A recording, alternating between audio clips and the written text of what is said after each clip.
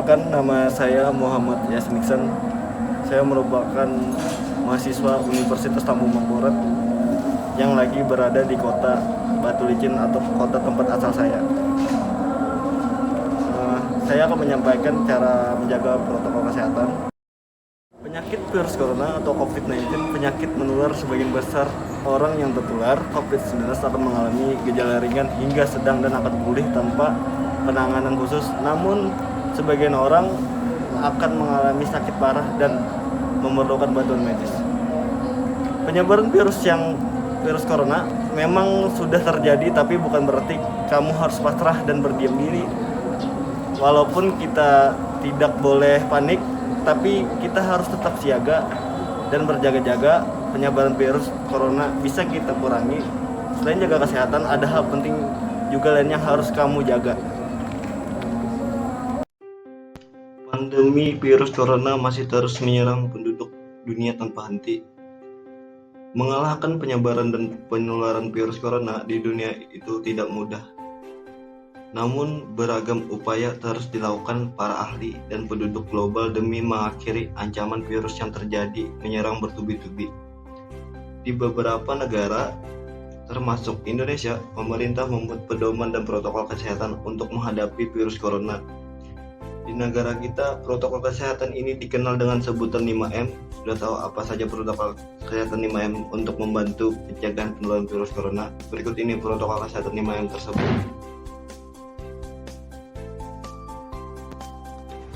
Baik, yang pertama, mencuci tangan.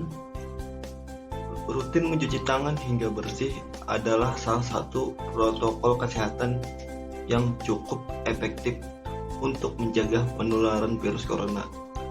Untuk hasil yang maksimal, kamu disarankan untuk mencuci tangan setidaknya selama 20 detik beberapa kali sehari, terutama saat yang pertama sebelum memasak atau makan, yang kedua setelah menggunakan kamar mandi, yang ketiga setelah menutup hidung saat batuk atau bersin. Untuk membunuh virus dan kuman-kuman lainnya, gunakan sabun, air, atau pembersih tangan dengan alkohol setidaknya dengan kadar 60%.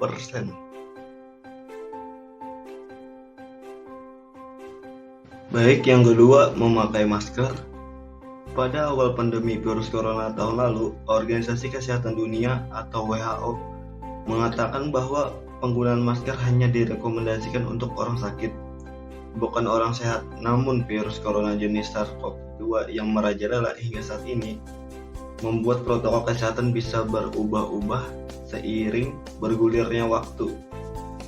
Beberapa waktu kebijakan WHO akhirnya mengeluarkan himbauan agar semua orang, baik yang sehat atau sakit, agar selalu menggunakan masker saat beraktivitas di luar rumah.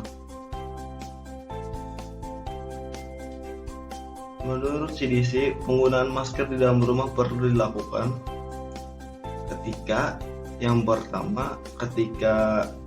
terdapat anggota keluarga yang terinfeksi COVID-19. Yang kedua, terdapat anggota keluarga yang berpotensi terkena COVID-19 karena aktivitas di luar rumah. Yang ketiga, merasa terjangkit atau mengalami gejala COVID-19. Yang keempat, ruangan sempit. Dan yang terakhir, yang kelima, tidak bisa menjaga jarak minimal 2 meter. Yang ketiga, menjaga jarak. Protokol kesehatan lainnya yang perlu dipatuhi adalah menjaga jarak. Protokol kesehatan ini dimuat dalam keputusan Menteri Kesehatan RI dalam protokol kesehatan bagi masyarakat di tempat dan fasilitas umum dalam rangka pencegahan dan pengendalian COVID-19. Di sana disebutkan menjaga jarak minimal 1 meter dengan orang lain untuk menghindari terkena droplet dari orang yang bicara, batuk, serta menghindari kerumunan, keramaian, dan berdesakan. Bila tidak memungkinkan melakukan jaga jarak, maka dapat dilakukan berbagai rekayasa administrasi dan teknis lainnya. Rekayasa administrasi dapat berupa pembatasan jumlah orang, pengaturan jadwal, dan sebagainya. Sedangkan rekayasa teknis antara lain dapat berupa pembuatan partisi, pengaturan jalur masuk dan keluar, dan sebagainya. Yang keempat, menjauhi kerumunan. Selain 3 hal yang sudah disampaikan, menjauhi kerumunan merupakan protokol kesehatan yang harus dilakukan. Menurut Kementerian Kesehatan RI atau Kemenkes, masyarakat diminta untuk menjauhi kerumunan saat berada di luar rumah. Ingat, semakin banyak dan sering kami bertemu orang, maka kemungkinan terinfeksi virus corona pun semakin tinggi.